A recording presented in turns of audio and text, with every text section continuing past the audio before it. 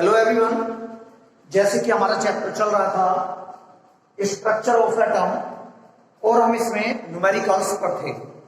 मैंने आपको numerical number 49 तक आपको करा दिए, लेकिन बेटा मैक्सिमम न्यूमेरिकल्स को मैं टच कर रहा हूं और आपको ईच न्यूमेरिकल में हिंट दे रहा हूं, लेकिन आप लोगों को अपना थोड़ा कॉमन सेंस यूज करना है।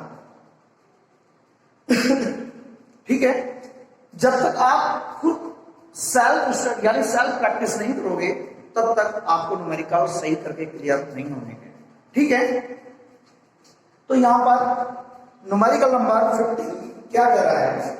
ये कहता है दी longest wavelength double absorption transition is observed eight 589 and 589.6 nanometer. Calculate the frequency of each transition and energy difference between two excited state. Actually, question number 50 हमें वेवलेंथ गिवन है, to wavelength 2.50 है, lambda 1 689 nanometre. Okay,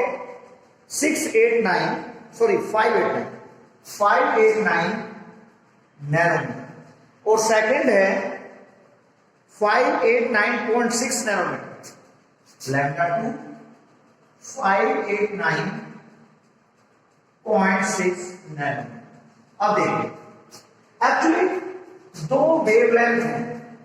सबसे पहली बात हम इसे metre में convert कर लेते हैं, equal 589 into 10 to the power -9 metre. Same ऐसे यहां पर 589.6 into 10 to the power -9 metre. अब इनकी वेवलेंथ से हम इनकी फ्रीक्वेंसीज कैलकुलेट करेंगे। ठीक है, तो यहां पर frequency nu equal c upon lambda हम जानते हैं, nu equal c upon lambda, लेकिन लैम्डा 1 तो ये न्यू 1। क्लियर? सेम ऐसे यहां पर nu 2 equal c upon lambda 2। देखिएगा, लैम्डा और लैम्डा 2 वैल्यू पुट करेंगे और हमारे पास ये फ्रीक्वेंसीज आ जाएंगी। अब इसके बाद हमें देखना है, देखो ये वेवलेंथ ज्यादा है तो फ्रीक्वेंसी इसकी कम होगी। ठीक है, और ये वेवलेंथ ज्यादा है तो ये वेवलेंथ कम है तो फ्रीक्वेंसी ज्यादा होगी, और ये वेवलेंथ क्या है? ज्यादा है तो फ्रीक्वेंसी कम होगी। एक दूसरे के जस्ट अपोजिट होते हैं। अब इसके यहां पर इसके बाद डेल्टा ई इक्वल आप कह लो E1 माइनस E2। एक्चुअली बेटा इसकी एनर्जी ज्यादा होगी, क्यों? E equal H new. देखिएगा, इसकी फ्रीक्वेंसी वेवलेंथ कम है, इसकी वेवलेंथ ज्यादा है। जब वेवलेंथ कम है तो फ्रीक्वेंसी ज्यादा होगी ना, तो एच न्यू 1 ज्यादा होगा माइनस एच न्यू 2 की कंपेयर में, क्योंकि यहां पर वेवलेंथ ज्यादा है तो फ्रीक्वेंसी कम होगी। ये एनर्जी डिफरेंस हमें कैलकुलेट करना है, H new 1 minus new 2। Clear? ये हम यहां से कैलकुलेट करेंगे। अब आप इसे खुद करना। इसके बाद बेटा न्यूमेरिकल नंबर 51 इसी की तरह है, थ्रेशोल्ड फ्रीक्वेंसी। बेटा आप लोग अपना कॉमन सेंस यूज करें और आपको जो भी न्यूमेरिकल नहीं आता है वो मेरे से डिस्कस करें।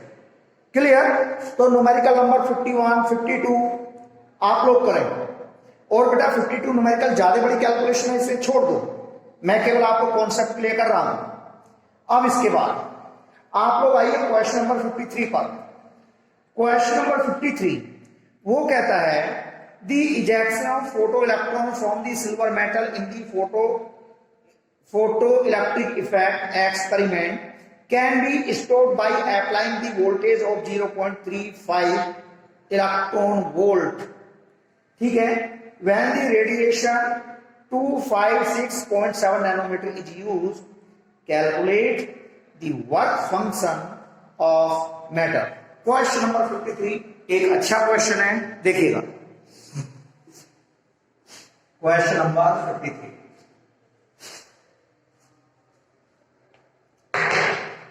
हाँ, क्वेश्चन नंबर 53 में हमें गिवन है एक तो वेवलेंथ, हमें वेवलेंथ गिवन है 256.7 नैनोमीटर।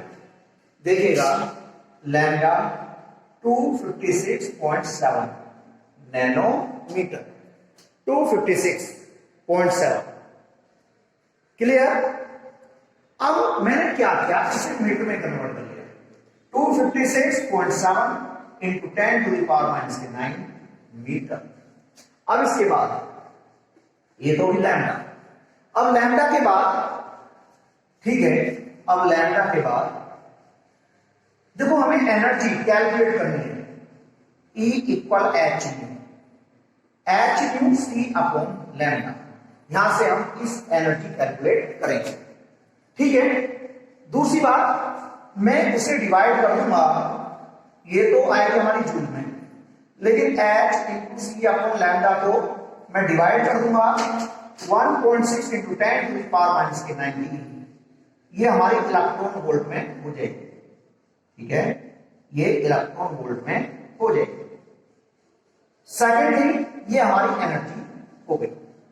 अब इसके बाद बेटा हमें काइनेटिक एनर्जी गिवन है कि यदि हम इतने इलेक्ट्रॉन वोल्ट की एनर्जी यूज करें तो जो इमिशन ऑफ इलेक्ट्रॉन हम उसे क्या रोक सकते हैं, यानी कि कितनी एनर्जी से रोक सकते हैं, जितनी उसकी काइनेटिक एनर्जी होगी।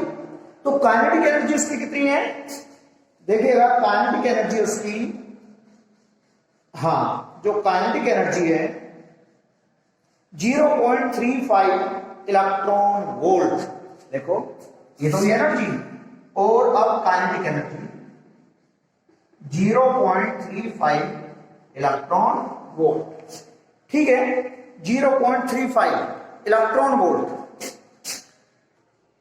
और अब हमें देखना, ये तो होगी एनर्जी ऑफ जो हमारे फोटोन है, ये होगी उसकी काइनेटिक एनर्जी। अब वर्क फंक्शन हमें पता है E equal W0 plus kinetic energy. अब देखना work function W0 E minus kinetic energy.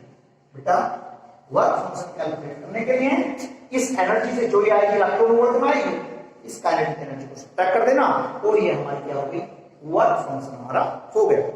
Okay class. इसके बाद जो हमारा न्यूमेरिकल नंबर, इसके बाद जो हमारा न्यूमेरिकल नंबर 54, देखिए आप खुद करेंगे, okay.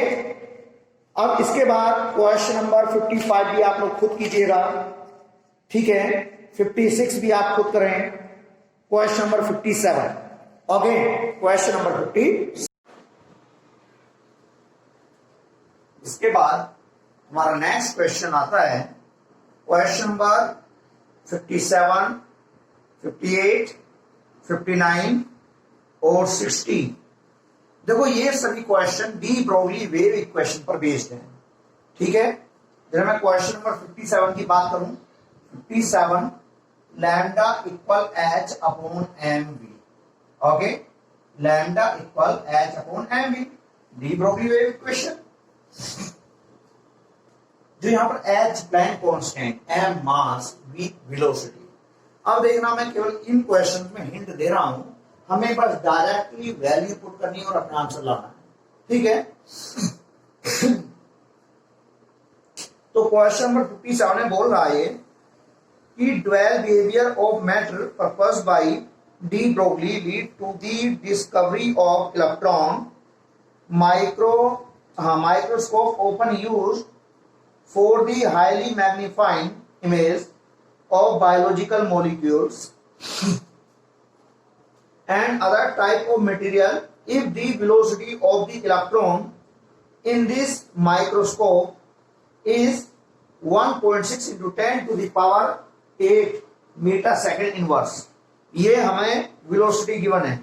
Calculate de Broglie wavelength associated with the electron, okay.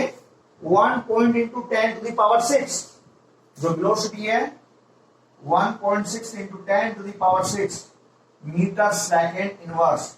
अब इलेक्ट्रॉन के लिए बात कर रहा है, इलेक्ट्रॉन के लिए ये बात कर रहा है। अब देखो H Planck constant, M mass of electron, M की वैल्यू आप जानते हो, mass of electron 9.1 into 10 to the power minus 31 kilogram. H आप जानते हो 6.626 into 10 to the power minus 34 joule second. अब देखना इन वैल्यूज को बस यहां पर पुट कर दो और आपकी लैम्डा यहां पर आ जाएगी। क्लियर? तो यहां पर इसके बाद ये कहता है क्वेश्चन नंबर 58। देखना क्वेश्चन नंबर 58 में क्या बोल रहा है। देखो सेम इसी तरह का क्वेश्चन है, ठीक है। Similar to electron diffraction, neutron diffraction microscope is also use for the determination of structure of molecule if the wavelength use here is 800 picometre. यहां पर हमें वेवलेंथ गिवन है 800 picometre. Calculate characteristics velocity associated with the neutron. ठीक है, देखो हाँ, तो इसके बाद ये यहां पर हमें वेवलेंथ गिवन है 800 पिकोमीटर। क्वेश्चन नंबर 58 की बात कर रहा है, ठीक है। ये तो 57 था। क्वेश्चन नंबर 58 में भी हिंट देख लीजिएगा। 58 में देखो lambda 800 picometre, lambda 800 picometre equal, देखो 800 into 10 to the power minus के 12 मीटर। ये तो लैम्डा की वैल्यू हो गई। और न्यूट्रॉन की बात कर रहा है, मास ऑफ न्यूट्रॉन देखो 1.675 into 10 to the power minus के 27 किलोग्राम। ये न्यूट्रॉन, ये आपके न्यूट्रॉन का मास होता है, ठीक है भाई। और एच प्लैंक कांस्टेंट यहां पर वैल्यू हमें पुट करनी है। यहां पर भी क्या, lambda equal h upon m b, ठीक है। और मेरे को वी कैलकुलेट करनी है। देखो लैम्डा भाई मुझे गिवन है, एच प्लैंक कांस्टेंट ये रहा, मास ये रहा, वेलोसिटी हमारी आ जाएगी।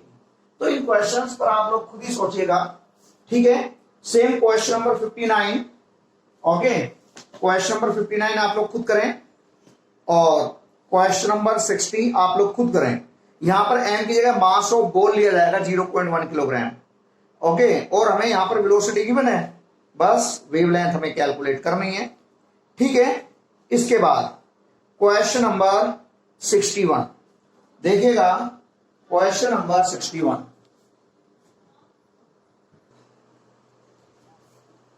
इसके बाद क्वेश्चन नंबर 61 देखो, ठीक है। 59 60 तो आप लोग कुछ करोगे ही। क्वेश्चन नंबर 61 देखो, हमें क्वेश्चन नंबर 61 में दो बातें दी हुई हैं, देखना।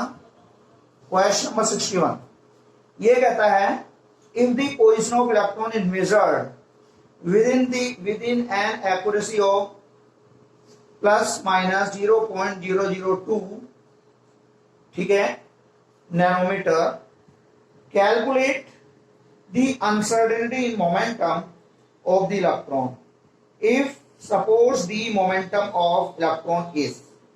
देखिएगा हमें यहां पर डेल्टा एक्स की वैल्यू गिवन है। अब हम जानते हैं according to uncertainty principle, according to Heisenberg uncertainty principle, देखिएगा अकॉर्डिंग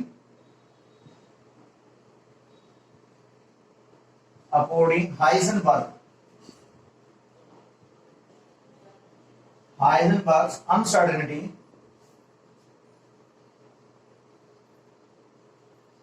प्रिंसिपल। देखो जो ये होता है delta x into delta p greater than equal h upon 4 pi, ये आप लोगों ने पढ़ा है। लेकिन न्यूमेरिकल है, इसे ग्रेटर देन को यहां पर इक्वल कर दीजिएगा। यहां पर डेल्टा एक्स गिवन है 0.002 नैनोमीटर, तो 0.002 into 10 to the power minus के 9 मीटर। एच प्लैंक कांस्टेंट, यहां पर मैं डेल्टा पी कैलकुलेट करूंगा, तो h upon 4 pi into delta x. अब देखो इक्वल एच की value 6.626 10 to the power minus 34, ठीक है। ये डेल्टा एक्स है, डेल्टा एक्स, और मैं ये डेल्टा पी कैलकुलेट कर रहा हूं। ये अनसर्टेनिटी पोजीशन, ये अनसर्टेनिटी मोमेंटम। एच की वैल्यू ये रही अपॉन 4, पाई की value 22/7 into value delta x ये रही 0.002 into 10 to the power minus का 9। देखो यहां पर डेल्टा पी की वैल्यू, ठीक है। लेकिन हमें गिवन है क्या, क्या और गिवन है हाँ, momentum of electron h upon 4 pi 0.05 nanometre. देखो मोमेंटम ऑफ इलेक्ट्रॉन, ठीक है, मोमेंटम ऑफ इलेक्ट्रॉन एक तो ही आ जाएगा हमारे पास। दूसरा momentum of electron h upon 4 pi into 0.05 है ना, नैनोमीटर। अब यहां पर h अपॉन 4 पाई इंटू, भाई पाई की वैल्यू आप पुट कर दो 22/7 इंटू, और ये आपका 0.05 इंटू 10⁻⁻⁹ मीटर। यहां पर जो हमारी वैल्यू आएगी, तो देखिए ये आपका एक्चुअल मोमेंटम है। ये लो एक्चुअल मोमेंटम ऑफ इलेक्ट्रॉन, ये मोमेंटम ऑफ अनसर्टेनिटी है। देखो एक्चुअल यहां पर जो ये वैल्यू आएगी ना, अब मुझे यहीं से देखो नजर आ रहा है भाई सेम एच की वैल्यू सेम है। ये एच की वैल्यू ये लो मैं पुट कर देता हूं 6.626 इंटू 10⁻⁻34, ठीक है। अब आप देखिए कॉमन बात है, ये यहां पर स्मॉल नंबर है, इसकी कंपेयर में यहां पर ये 0.002 है ना, अरे 0.05 बेटा, जब ये स्मॉल नंबर है, जब हम इस अपॉन में स्मॉल नंबर है तो ये वैल्यू बड़ी नहीं आएगी। आप इसे कैलकुलेट करोगे, ये वैल्यू ज्यादा आएगी, ये वैल्यू कम आएगी, ठीक है। तो मैं यहां पर कह दूंगा actual momentum of electron is smaller than the momentum of uncertainty. देखिएगा एक्चुअल मोमेंटम, आप लोग इन दोनों कैलकुलेट कर लोगे, ठीक है। देखिएगा actual momentum of electron is smaller than the uncertainty,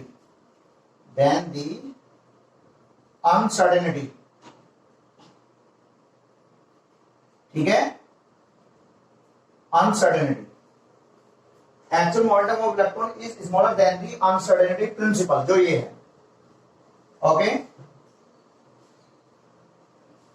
so it can not be verified, so it can not be defined, ये लिख दीजिएगा, so it can not be defined.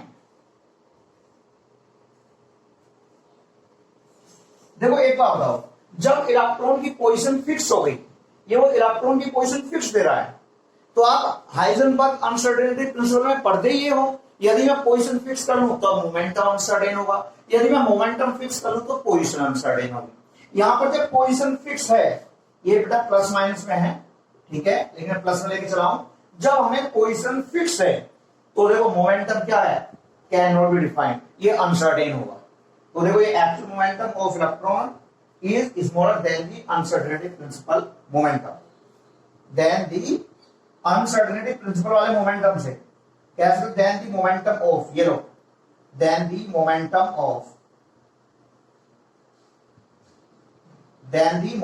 Of uncertainty principle. बेटा ये वाला मोमेंटम कम है, इससे इसे it can not be defined, okay.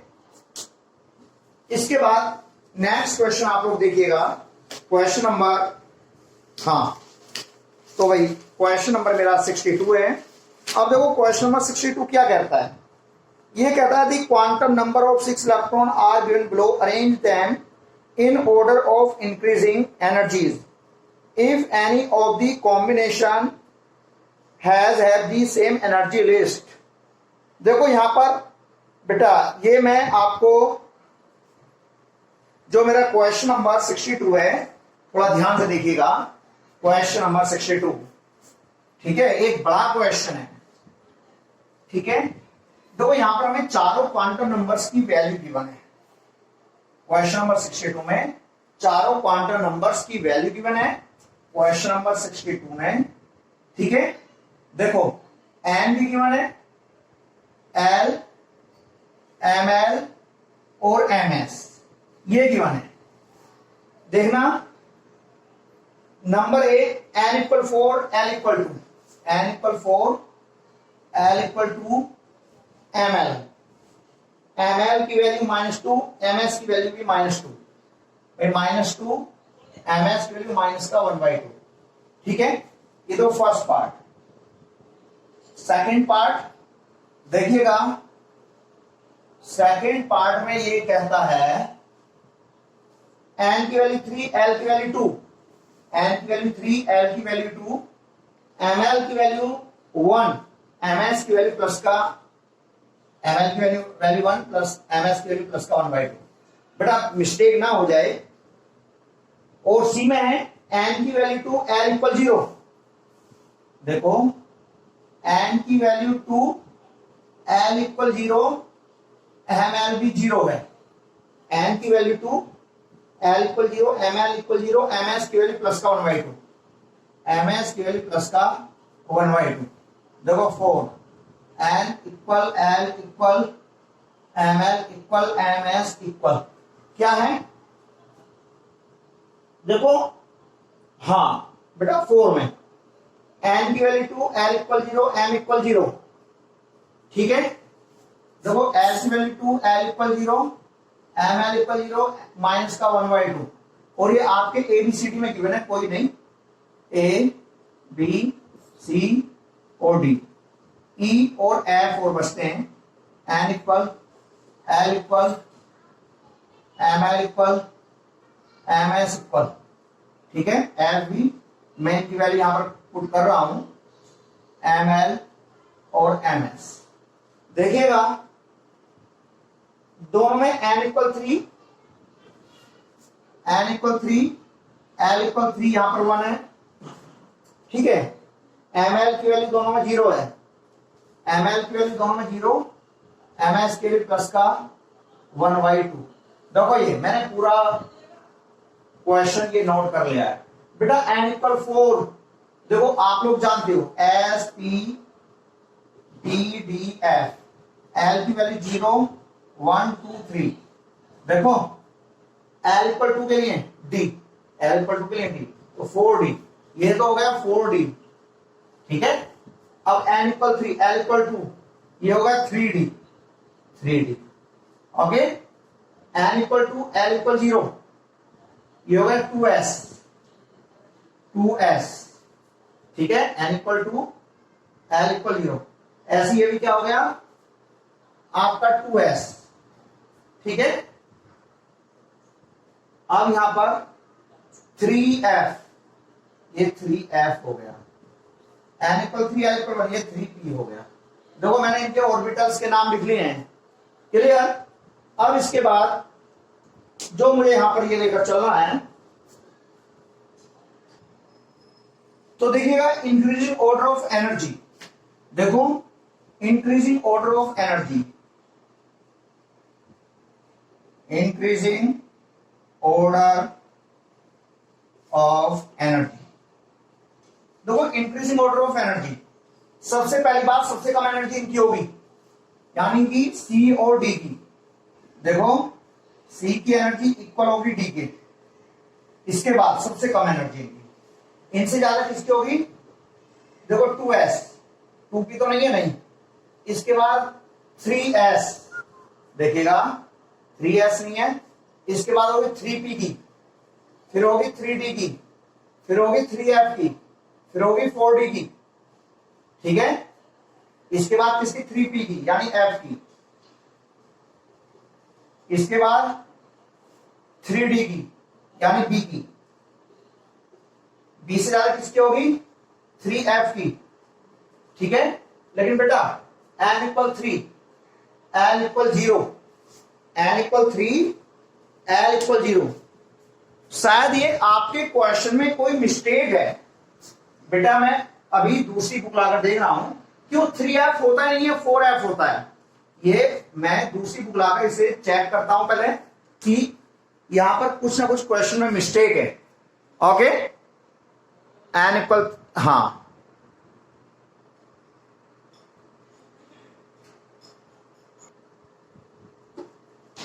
तो मैं इसे एक्चुअली मेरी इस बुक में मिस्टेक है, मैं दोबारा से ये कुछ वैल्यू चेंज कर रहा हूं बेटा, ठीक है। आप दोबारा से देखिएगा इस क्वेश्चन को।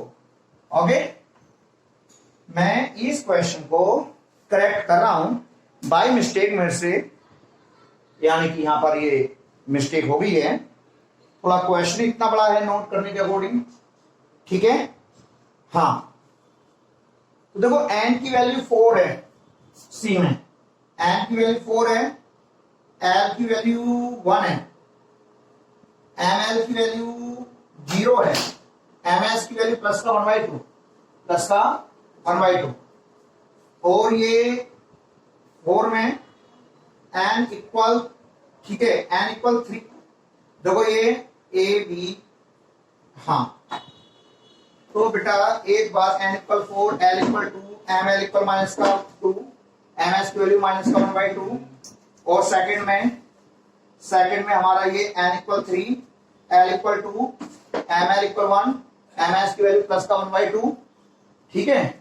और इसमें n equal 4, l equal 1, ml equal 0, ms की वैल्यू प्लस का 1/2, n, ठीक है। और इसमें n इक्वल, देखो यहां पर एनसीईआरटी के अकॉर्डिंग 1 2 3 4 5 6, ठीक है। 4 में n इक्वल 3, देखो n इक्वल 3 है, l इक्वल 2 है, ओके, ml इक्वल माइनस का -2 है, ठीक है। और ms की वैल्यू माइनस का 1/2, माइनस का 1/2, ओके।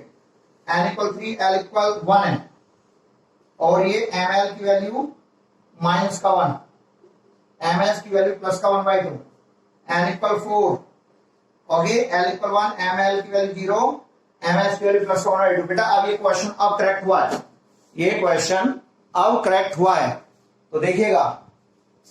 हाँ, देखो ये तो होगा, आप जानते हो SPDF, l इक्वल 0 1 2 3, देखो n इक्वल 4, l इक्वल 2, ये तो हो गया 4D, ये हो गया 3D, ठीक है।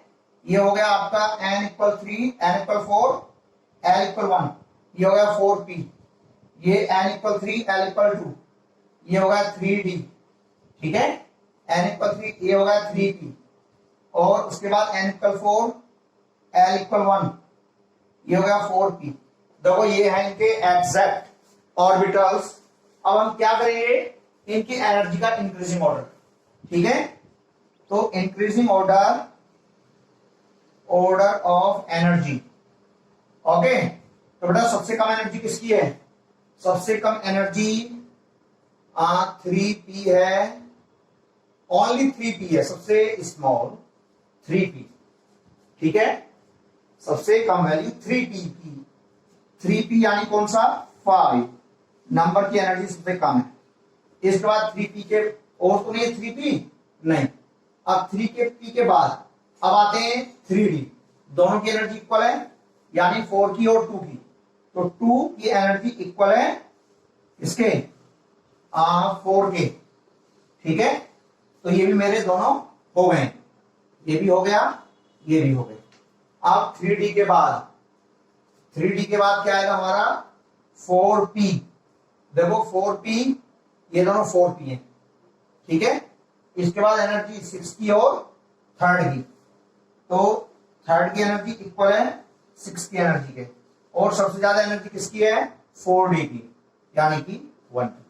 तो देखो ये एनर्जी का इंक्रीजिंग ऑर्डर है, ठीक है बेटा। तो मैंने ऑर्बिटल के बेस पर अकॉर्डिंग टू बाउ प्रिंसिपल ये अरेंज कर दिए। अब इसके बाद देखिएगा क्वेश्चन नंबर 63, आप लोग क्वेश्चन नंबर 63 खुद करेंगे। जो न्यूक्लियस के पास होगा वो सबसे ज्यादा इफेक्टिव है, ठीक है। जो न्यूक्लियस से दूर है वो सबसे कम इफेक्टिव है, ठीक है। जो न्यूक्लियस से सबसे पास में सबसे ज्यादा इफेक्टिव होता है, जो न्यूक्लियस से सबसे दूर है वो सबसे कम इफेक्टिव होता है। तो 4p सबसे दूर है, तो बेटा 4p के इलेक्ट्रॉन सबसे दूर रहेंगे, क्यों 4p के इलेक्ट्रॉन कहां पर है फोर्थ सेल में, ठीक है। तो 63 का आंसर 4p के electron are lowest effective by nucleus. Question number 64, ठीक है, ये भी आप अपने आप करोगे। जो न्यूक्लियस के पास है वो सबसे कम इफेक्टिव, जो न्यूक्लियस से दूर है सबसे, सॉरी जो न्यूक्लियस के पास सबसे ज्यादा इफेक्टिव, जो न्यूक्लियस से दूर है सबसे कम इफेक्टिव। जब 2s और 3s में 2s पास है ना न्यूक्लियस के, तो 2s सबसे ज्यादा इफेक्टिव होगा। ठीक है, ऐसे ही 4d 4f में 4d सब पास है, 4d ज्यादा इफेक्टिव होगा। ऐसे 3d 3p में 3p पास है, तो 3p सबसे ज्यादा इफेक्टिव होगा। वन वर्ड आंसर है। अब आइएगा question number 65। The unpaired electron in aluminium and silicon are present in 3p orbital, which electron will experience more effective nuclear charge from the nucleus? Okay, question number 65. Okay, इसके बाद question number 65।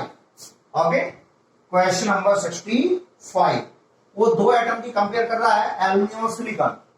देखो aluminium और silicon, aluminium, question number 65 aluminium और silicon. 13 होता है atomic number, इसका 14 होता है। देखो 1s2 2s2 2p6 3s2 3p3 13 है ना, 1s2 2s2 2p6 10 3s2 sorry 3p1। देखो 13 14 में आ जाओ, 1s2 2s2 2p6 3s2 3p2।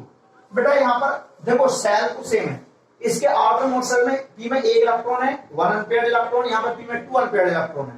तो न्यूक्लियस से सबसे ज्यादा इफेक्टिव कौन होगा? सिलिकॉन।